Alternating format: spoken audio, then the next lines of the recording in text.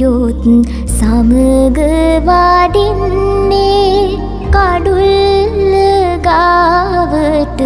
ඇවිත් සිටින්නේ පළමුව මංසල කවුද සිටින්නේ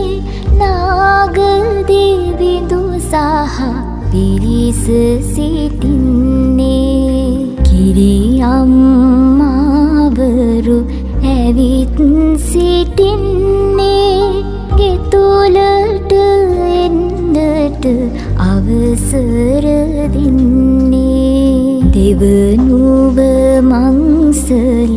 කවුද සිටින්නේ සමන් දෙවිඳු සහ